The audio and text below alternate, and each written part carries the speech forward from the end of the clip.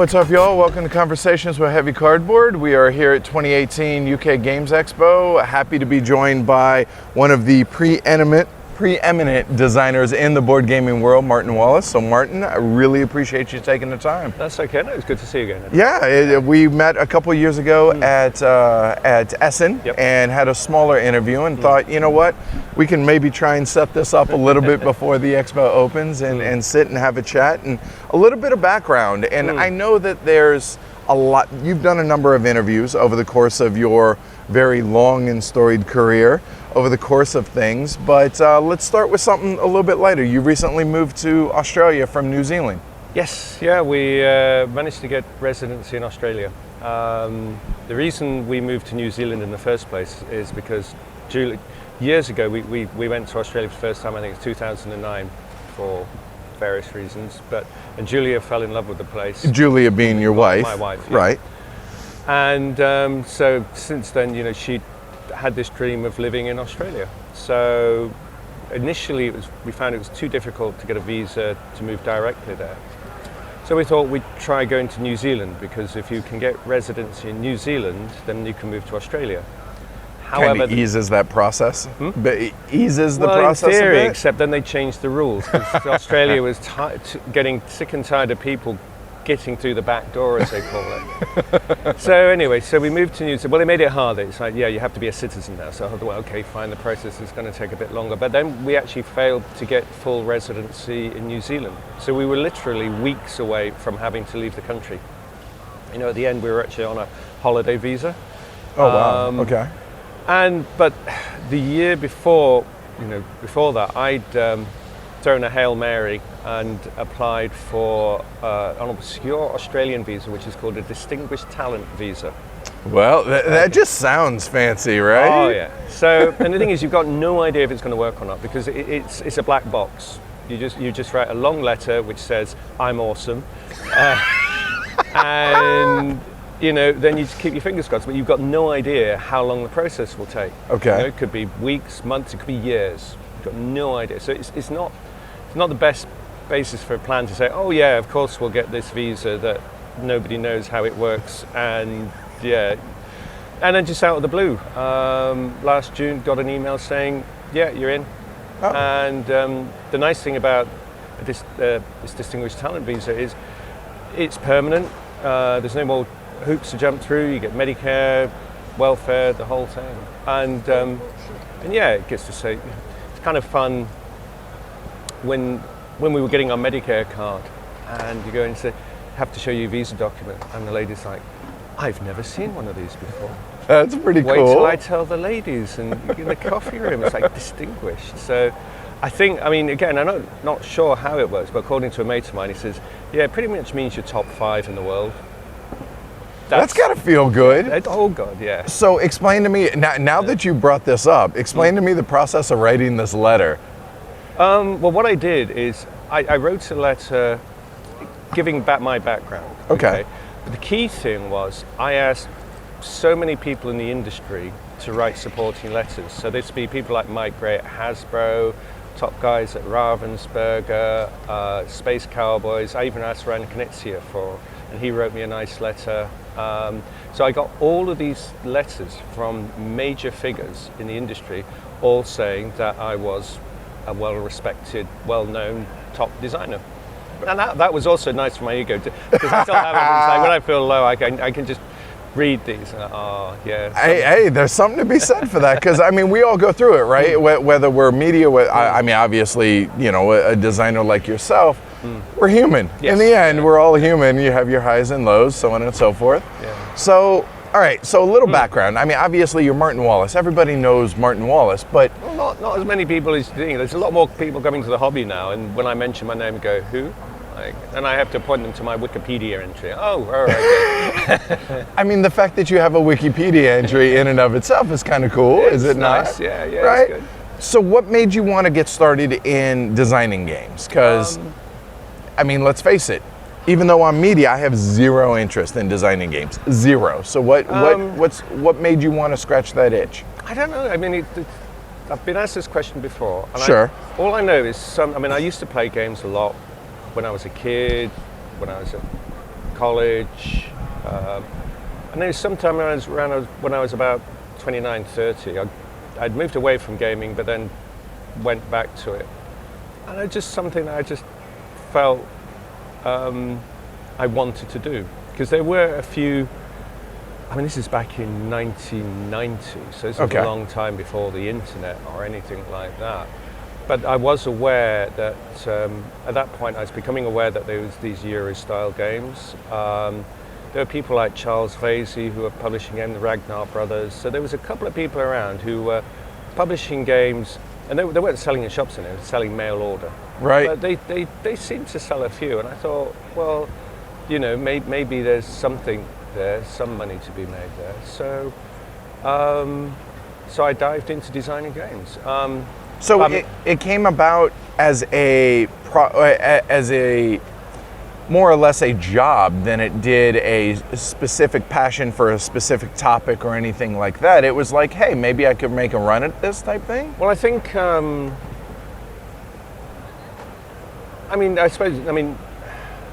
am passionate about game design. Sure. As my wife would say, I'm an obsessive. Okay. And I think at the time, I played a lot of war games in the past, a lot of FSBI, Avalon Hill stuff. And as I say, I'd been exposed to these Euro games. You know, there's some of the early ones from around Knizia and people like that. And when you've not seen anything like that before, just the sheer elegance of these games was amazing. Because I'm used to games where you've got 30-page rule book, combat result tables, stacks of chits. And I just thought, there has to be a way of bringing these two things together. You know, this kind of elegant, simple, streamlined design, but adding history. And that was really, that's what I wanted to do. And that's what I still aim for, is that aiming for that combination of story, content, but simple, elegant rules. The game that comes to mind, and there's more than one, obviously, but the one that kind of comes to mind a little bit on that is when you think mix, because you had Tree Frog plus War Frog, War Frog being the war game side of things, like an After the Flood type game, to where it kind of has a wargamey feel, but very much a Euro streamlined kind of feel to it, I think is a good way to put it. So on that note, what appealed to you the most? Was it specific topics, specific themes, mechanisms? How do you go about choosing those things? See, the thing is, I studied history for my degree, so but there was no one particular area of history that I fell in love with. For me, it's all interesting. And that's one of the joys of what I do, is that I can just think, pick a period of history that I don't know that much about and just go off and do the reading. I don't have to be an expert in it, but I can do whatever I want to.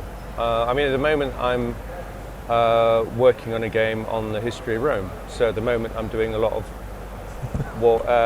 reading on Roman history, but also reading around it, because I have this crazy idea that I really want to do a really good civilization game. I think that's one of my ultimate goals. I have lots of goals, but one of my goals is to do a really good civilization game, because I don't think there are any. Okay, so define what you think of as a really good civilization game then. Well, the best one out there still is, I think, the Francis Tresham civilization game, but it's too long. It is too long. But the other games, it seems to me, they're all, like Sid Meier's Civilization and Through the Ages, they're all based on a computer game understanding of the nature of history. And I don't think the people who designed those games have ever read a history book in their lives. So they don't understand how history works. They've got no idea. What the games do does not reflect the reality of how history works. Simple as that. Just the simple fact that in Sid Meier's Civilization, you can research technology. That didn't happen until the 19th century. There were no researchers out there. And it's a very American, mechanistic, modern look at history. And it doesn't, but history doesn't work that way. So I don't know exactly how I'm going to do it. I was thinking of doing the other day, I was thinking probably do it in 3 parts. So do, each game spanning about 1,000 years rather than trying to do the whole thing. So to be able to allow for that transition of going from non-research to research, well, things like that. I mean, sure. Doing early history, the period pretty much covered pre-classical history. I mean, that's the interesting bit. I mean, that's the bit that you play in Francis Tresham's Civilization, and that's the very interesting one, and probably the easiest one to do, because that's when you do get advances in technology, such as sure. the advances from the Bronze Age to the Iron Age, right. the development of wheel development, writing, and things like this. So that's relatively easy to do. The classical age, a bit harder, because that is dominated by the Roman Empire. And the Roman Empire is something that is impossible to simulate within a civilization game, because the Roman Empire is basically, we won, or I won, and everybody else is wiped out. You have a single dominating player. It's like assimilate or go away. Yeah, you own the board. There right. is no competition. Yep. That would be a challenge. But then after that, the medieval, I'm really interested in the Dark Ages and medieval period, because again, you have this period of reconstruction where they're putting civilization back together after the fall of the Roman Empire, and where you do have competing states, you have the emergence of nations. Again, you have advances in technology in terms of the Renaissance and printing and things like that. So again, that would be a very interesting period. The hard one is the modern period, because it's really difficult to model things like World War II. How so? Why is that hard to model? It's hard to model in a game. Well, it's hard to model in a game. If you had a game that, say, started in 1800, okay, that period of history is very different in 1900, very different to 20th century history. They're just okay, that's massive fair. Yeah, changes. sure. And again, I mean, this is a pet peeve of mine. In all of these history games, I've never seen anybody mention the Haber-Bosch process. Have you heard of the Haber-Bosch process? I'll be honest, I haven't. What is it? Basically, it was Haber and Bosch found a way to fix nitrogen. It was during the First World War, and they needed to do it because you need ammonia for explosives. Okay. The thing is, you also need ammonia for fertilizers. Right. And without the Haber-Bosch process, civilization would have collapsed around at the end of the First World War, because we'd have run out of fertilizer. Because at that point, the only source of fertilizer was a small island off the coast of South America, which is basically bird shit. And so they created this process. And that's the process we use today to create artificial fertilizer. Okay. But I've never seen that in a history game. And it's like, that was crucial. That was utterly crucial to the survival of our civilization in the 20th century. And there's a lot of examples like that where they always seem to pick on the obvious things. Sure, the low-hanging fruit, if you will. And usually the things that other people mention, and they don't look beyond that. They say, well, what were the real turning points? The invention of spectacles. Have you ever seen that in a game? Not too often, no. Absolutely crucial, because the people who had knowledge were the people who read. Okay? Right, and if you can't see, you can't read, ergo. Therefore, your useful lifespan is ended when your eyesight goes. You invent spectacles, and you double the length of a useful lifespan of what are the people who have your technological knowledge. And we were talking about monks, but during the Middle Ages, monks were they were the computer programmers, the scientists, the researchers of that period. There was nobody else, they weren't just people who were praying every day. They were people who were experimenting on growing food, on exploring, watching the stars, things like that. So spectacles were crucial. So is this something that you would like to see as a aspect of a game, or to design an entire game around something, or is that too narrow a scope for one specific thing like that? Well, what I'd like, I say, it would be a general, I still haven't worked out. Sure, yeah, understood. Just a vague idea. Yeah. But I want to get a civilization game where the elements in the game are the elements that I perceive as actually being the important ones. Yeah. Meaningful points in human history. Meaningful points in human history. Those are only a couple of examples. There are other examples of crucial bits of technology that have shaped our civilization.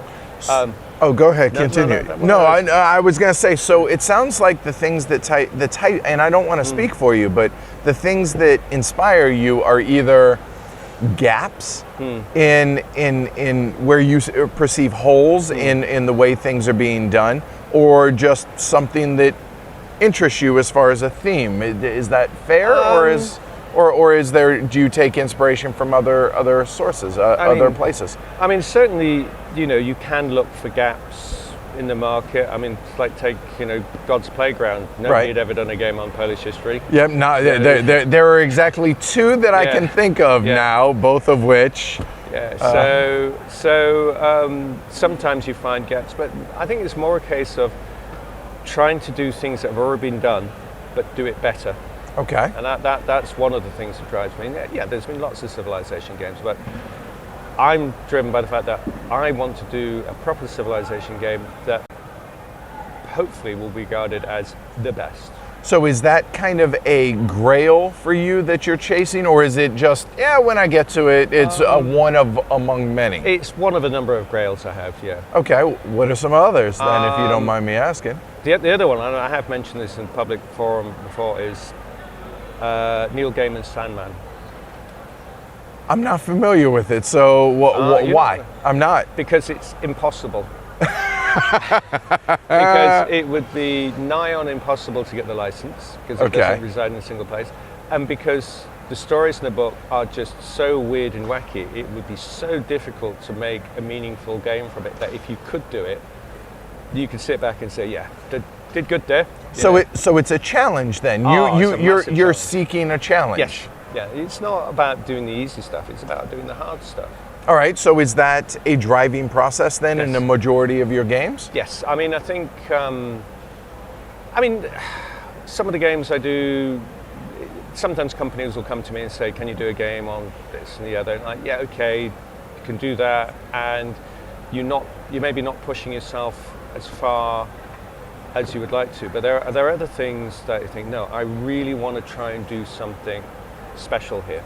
I want to do something that hasn't been done before. I mean, for example, can't really give any details, but I had a meeting this weekend that's going to lead, hopefully, to a board game, which will be really challenging. Because challenging for you to design?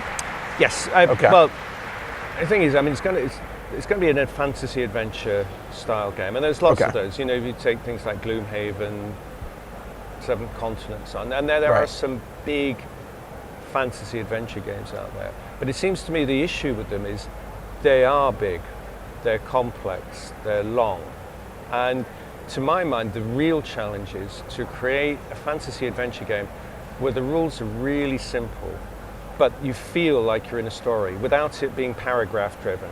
I'm not a big fan of these I'm not a fan of a game where you have to discover the story written by the author. Okay. If you take something like Time Stories or any of these paragraph things, you are in a story and yes, you have options, but those options are only there because the author gave you those options. If you have an option to do A, B, and C, there is no D. Whereas in the real world, it's not as clear as that, is there? And so it'd be really nice to have a game that you can interact with where you feel like you're in a story, but it isn't as railroaded.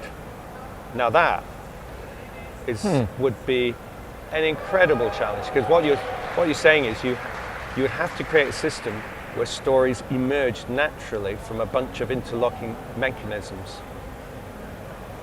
That may not be doable, I don't know. So again, going back to that whole challenge idea, right? Yeah. Pushing yourself. Yes, but doing it in a really simple way, so that you're not.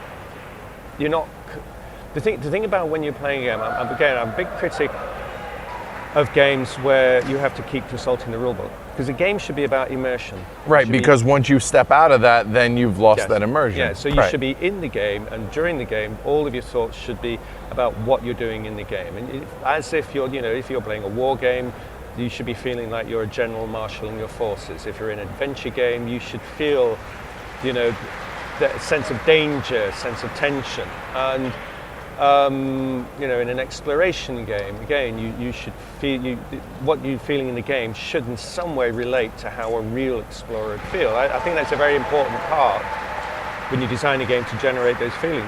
But if you're kind of halfway through the game, it's like, oh, I don't know how this rule works. Okay, get the rule book out, and then at that point, it's like you've come out of the game, and you've lost that sense of immersion. So I mean, it's like the Wildlands game that's just behind me. I mean, that I designed it to be really quick playing, so that it is, as you know, that the combat is so quick and simple, the movement is so quick and simple. So it's actually like you're watching a movie, in that things happen really quickly. And so you don't have to constantly go back to referring to the rule book, and you stay involved in the game itself. Each of the individual rules are really simple.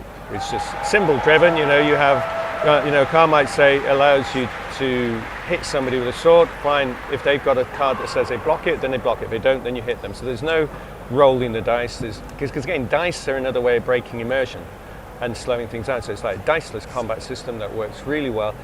And so you can play a 2-player game in half an hour. But you still have strategy. You can play well. You can outthink your opponent. And that's what you should be doing in an arena combat game. It's like, because you've got a team of guys, it's like, how do I best use my team of guys? How can I get them to support each other?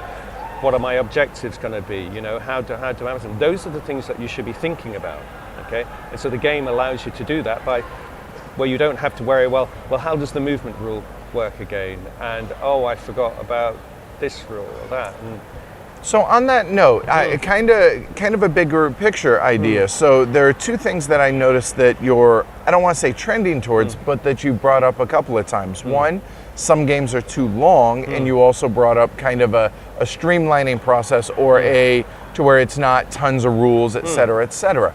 So is that a intentional process that you're going towards, and a self-defined constraints that you're trying to design within, to where you're trying to design within a certain time frame or a certain level of rule book, if you will, to where as far as complexity? So and where, because that seems like a bit of a transition, because you look at something older like a brass, to where that's a little bit more involved rules wise, and a little bit more complex, and a longer playing game than something like this.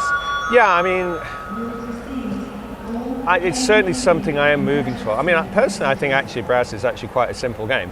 Mechanically, I agree. Right. In that, in all of my games, or generally when I'm designing a game and it's on a particular period of history, it's a case of doing the reading, understand the period, and then try and come up with a simple core mechanism around which you can hang everything else. Okay. I was just like, one of my other games here, Lincoln, in that, you've got a really complex period of history, very difficult to model, but I basically boiled it down to, I just want a deck of cards, and this deck of cards are going to be, certain cards when you use them are going to be out of the game, they're going to be destroyed.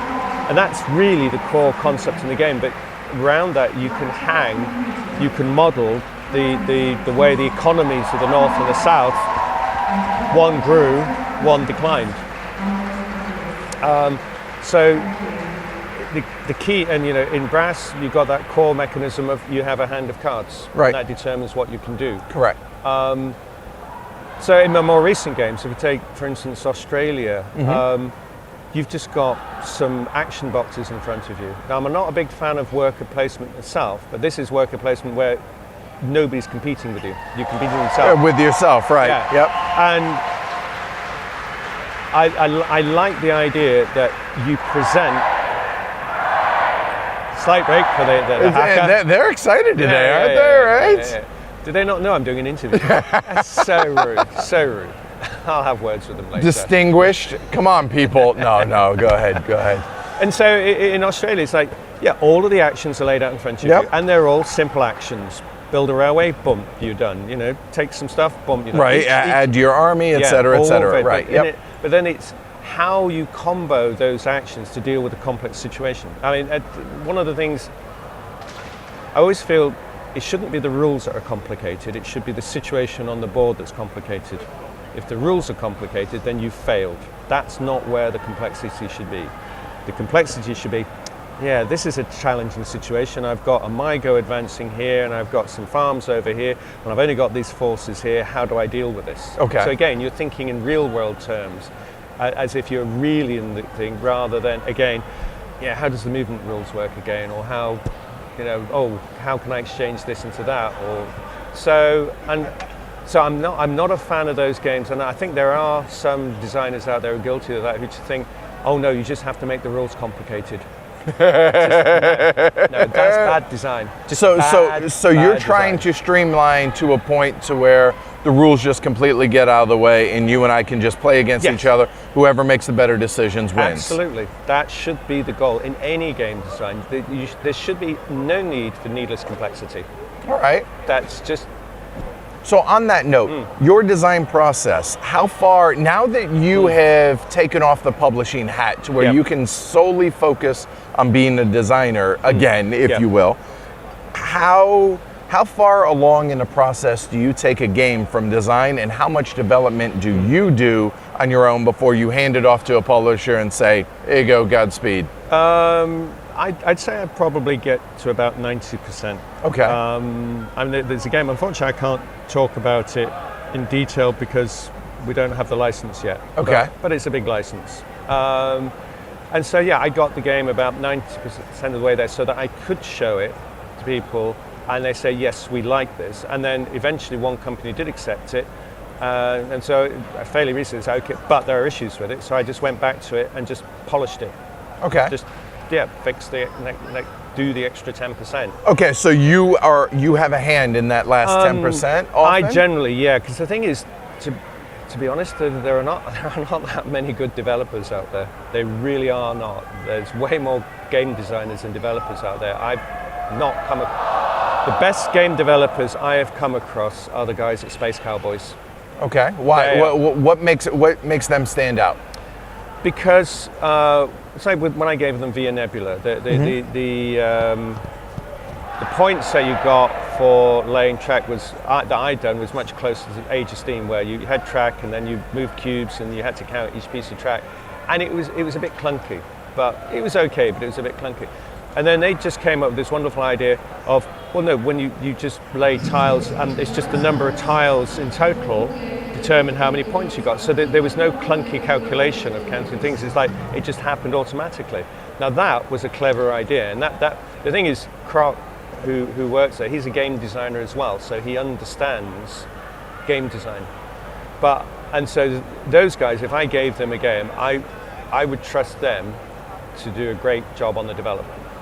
Okay, there are other companies. If I give them a game, the kind of development you don't want is the development when you're adding stuff. I mean, what they did is they simplified something. So you, the designer, make the tree. The developer, you're saying, should prune the tree and not add to the tree. They absolutely do that, because if you're adding stuff to a game, that's basically like patching it. And if you're patching a game, it's not elegant. Okay, so it's like going back to Wildlands. What I gave them, I mean, yes, it was complete, but it was actually a bit more complicated than the version that's coming out. So again, from their point of view, is no, we want access to a wider market. Let's take out anything that isn't absolutely necessary. Let's pare it back. We're not going to have this card set in, and there are rules for storing cards and stuff like that. Mm-hmm. Got rid of that, and which, when I think about it, you're absolutely right, because a company should know its market, right, who it's aiming at, and they should take that into account. So, yeah, Osprey did a good job on developing Wildlands, I would say. Okay, so let's stick with Osprey since we're talking about that. London 2.0, right? Yeah, again, they did a very good job on developing that into a card game. I mean, I did some of the changes, but they also added stuff there. So it's collaborative between you and Osprey. Yeah. So is this and also going back a little bit further, you look at a Study in Emerald, first edition versus second edition. Essentially two different games. They are significantly different.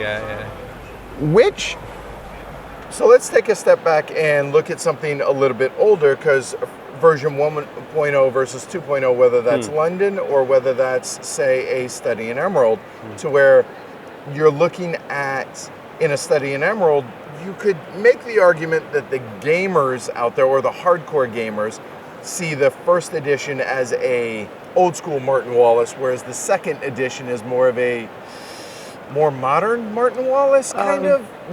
Which game do you prefer to design? Because they're two very different entities. Yeah, I mean, the reason why the second one was developed, the first one was really just for Kickstarter. Okay. So, it's a small but dedicated audience. So it doesn't really matter what level of complexity is in there.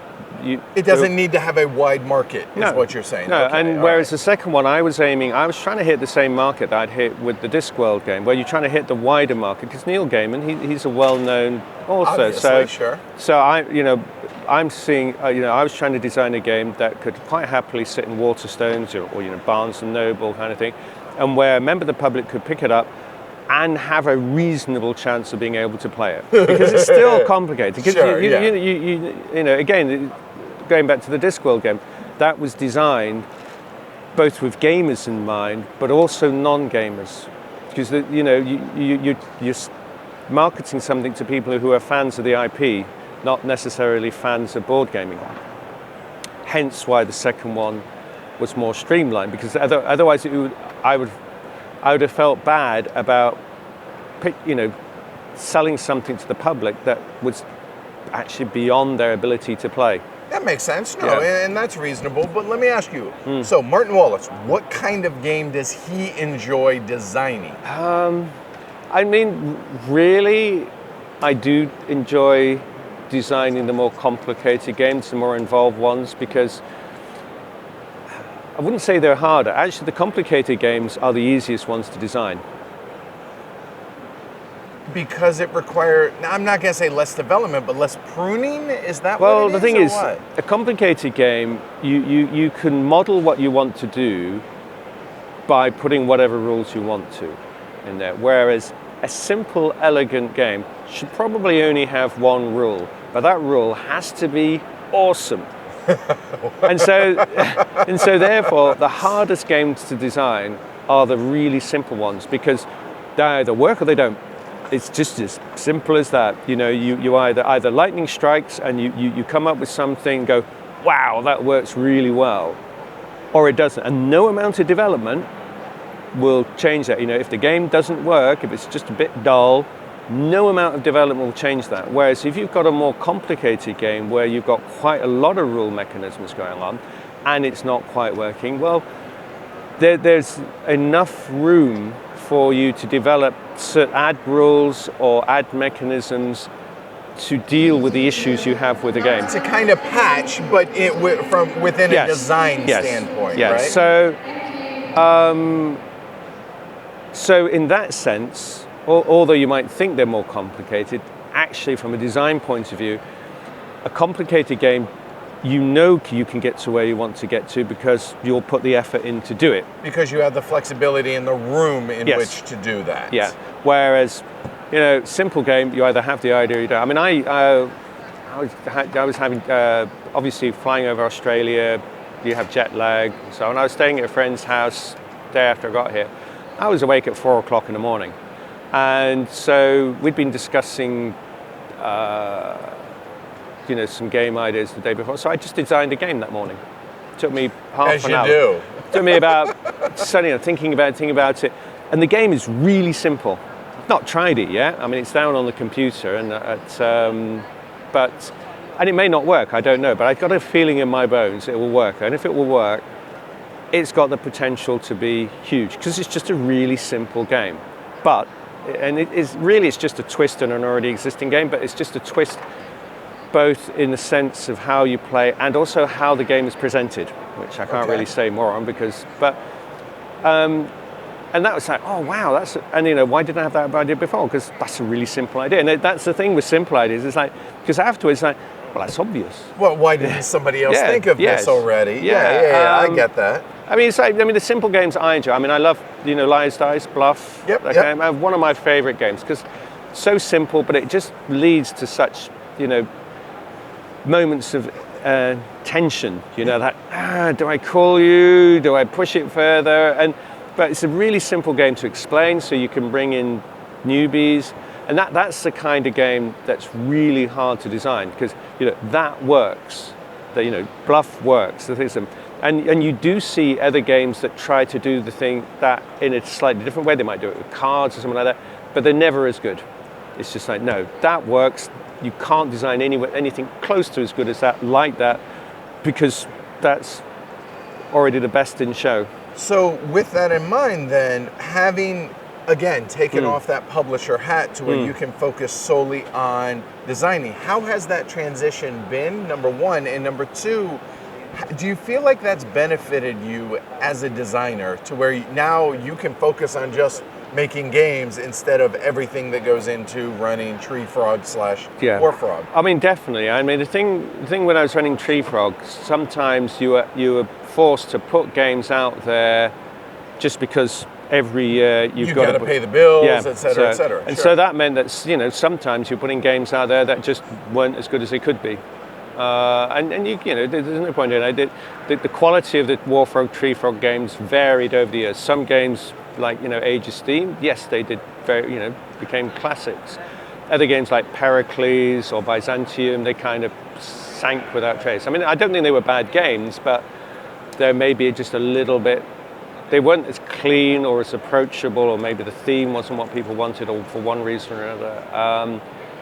And so I think now that I don't have to worry about producing games for Tree Frog anymore, I can focus more on making sure the games I do are as good as they can be for whatever their intended market is. Now, it hasn't stopped me because of the changes in the market. I mean, when I first started, nobody was doing heavyweight games. Hardly anybody was doing heavyweight games. So, and the big publishers wouldn't even dream of publishing games like this. But now, there's lots of publishers out there who want these crunchy, heavy games. I could go to Stronghold, or I could go, PSC doing stuff, Osprey. There's a lot of companies out there who are now interested in those heavier games. My show exists because there's a market for it. Exactly. And I was one of those people that enjoyed playing, the bigger, crunchier games. Nobody was talking about these games, and here we are. So,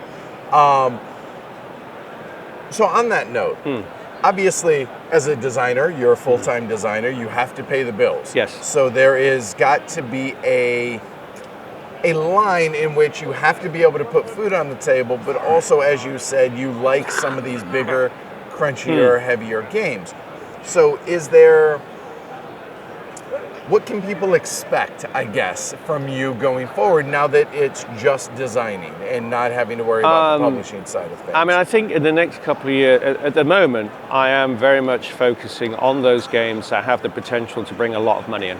Okay. Because in reality, most of the games that you publish, the kind of money that you earn from them, you can't live on. Sure. You really can't. I mean, you're talking a couple of £1,000s in royalties, and that's not sustainable. So you have to be looking at doing a game that's got the potential to bring six-figure totals evergreens, if you will. Well, either evergreens or like take Brass. I mean, Brass worked really well for me because it did really well on Kickstarter, so I got a nice chunk out of that. Now, that won't be an ongoing thing, but that was nice because that was money in the bank to tide me over to the next one. As I say, I'm hoping Wildlands will do well. And again, you can't tell, but it's infinitely expandable in that you can have all sorts of maps for it. You've already, you've got 4 factions in the game. You can add factions, so you can add all sorts of things to it. So if it takes with the public, I think that could have legs, but you don't know. Nobody knows, and those games. There's some really good games out there that just sink without the chase. Sure, and then there are other games you go, is that really a game? I mean, Exploding Kittens. I mean, what the hell is that about?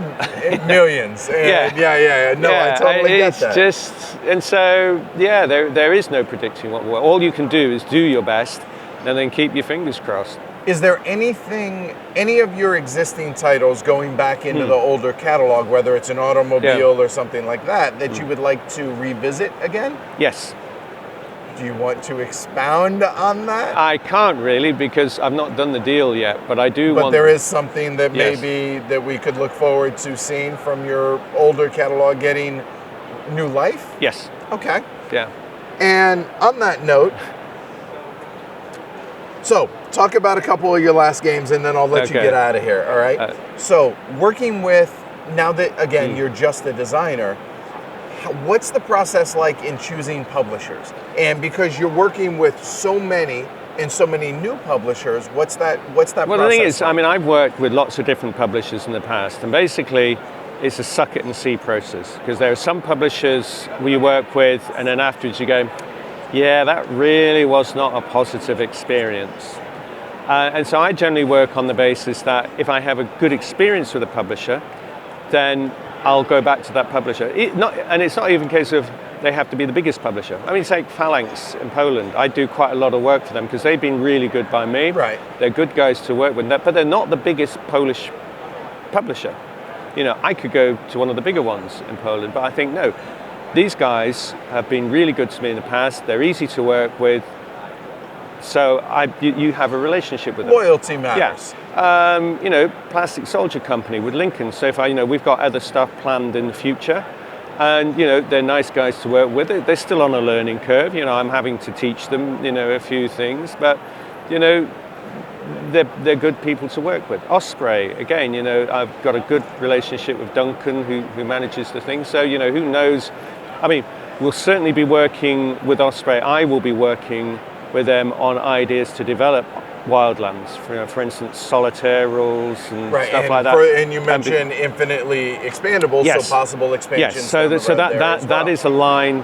I mean, I don't know about new games for them because we've not discussed that, but I'd certainly be there to help support wildlands in the future rather than just leaving them to get on with it. Space Cowboys I have a good relationship with, and it tends to be, you know, if I've got something special, they're the first guys I go to. It's like, yeah, this is really good game, because they did such an amazing job on Hitsy Road and Via Nebula. I mean, you cannot fault their approach to producing games. So,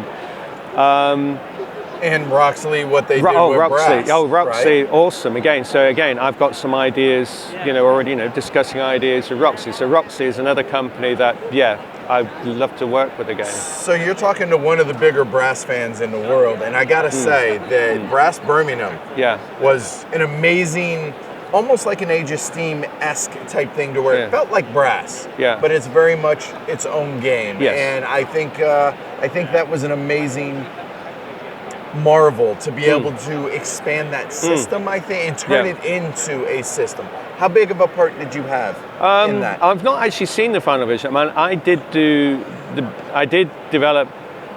started the design on the Birmingham thing, so I put the map together, thinking through what things there should be in, for instance, beer, because, you know, I've been to a lot of conventions in that area, so I know the areas where they make beer, like Burton-on-Trent and stuff like that. Obviously, I was aware that the potteries were a major part of the industry there. So, and also the idea, well, we don't have ports as they exist, so we need to have another way of doing ports. So I did the initial work and then handed it over to Gavin and co.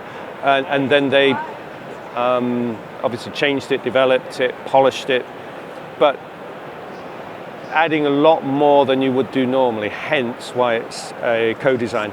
Aha, okay, that makes sense. Yeah. But no, I'm super, I've had the prototypes for almost coming up on a year now, and super excited to get the final editions of both of those. So two last things. So I would be remiss if I didn't bring up Lincoln. Okay. And the development process and how there has been a kerfuffle, for lack of a better way to put a bow on that.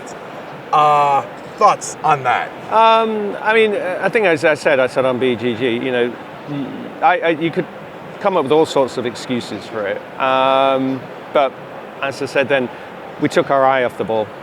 I made mistakes, PSC made mistakes, should have spotted it. And I say, when I was in New Zealand, it was difficult for me to find good wargamer playtesters. You really do depend on having good excellent playtesters. I mean, I had good playtesters for doing multiplayer games, but just for a head-to-head war game, wasn't it? So I hadn't revisited the game in a long time. And so when they put it out there, and the problem became apparent, because I was in Australia, I was able to put a shout out, and I found a couple of guys who were really good head-to-head war game playtesters, in that they quickly grokked the rules and could apply strategy. Because that's the real problem. It's like, it's not just enough for them to be able to play the game. They have to be able to play the game well. Right. You have to play it at a level at which you can discover something like that. So, no excuses. We screwed up. And that's one thing I love about you, Martin, is you'll call a spade, right? Yeah. I mean, you've been very forthright in all of our discussions and very, very honest. And all right, good on you, I say. Well, I mean, in the end, it was good that it happened, because if that hadn't have happened and it had been released, it couldn't have got caught, and then it'd have been too late. But the fact is, okay, it got caught. We fixed it. It's a definite 100% fix. I mean, it's not. People are saying, oh, it's just like a few acres of snow. It's like, no, the system in Lincoln is not susceptible to deck thinning, so you can't control what's in your deck, and that's what broke Lincoln, is extreme deck thinning. Right. I mean, that's what broke any deck building game, is if you can do that. And so, yeah, it just simply bumped the defense of Washington up, make a few other little tweaks, and there were also some rules that weren't well explained in the rule book. For instance, naval invasions. People, I think, were under the impression that you can only move a maximum of one counter, but actually you can move as many as you want, but you just have to expend one ship card per counter, which means that the Union do have more options, and that, yes, they can attack frontally, but they can also go around the back door if they build up enough forces. Right, and you expend enough cards, et cetera, et cetera. Yeah. Okay, fair enough. All right, last thing, and I'll let you get out of here. So at the end of every one of my conversations, I ask a series of 6 questions. Okay. Real quick fire, don't think. How old would you be if you didn't know how old you were? How old do you feel? I feel about 40. All right, good. If you could master one skill you don't have that you would love to have, what would it be? Oh, probably playing the guitar properly. Okay, awesome. If you could have dinner and conversation, anybody in history, as a history buff. Oh, Christ.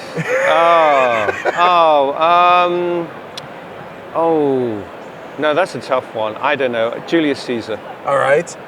3 things you want more of right now. Any 3 things. Could be physical, could be anything. Do you know, at the moment, this show has been so good that I couldn't ask for more. I really couldn't. I'm happy, if I want beer later, I can have beer later. I'm really happy with the meeting I have. There is nothing more I want. I am a contented man. All right.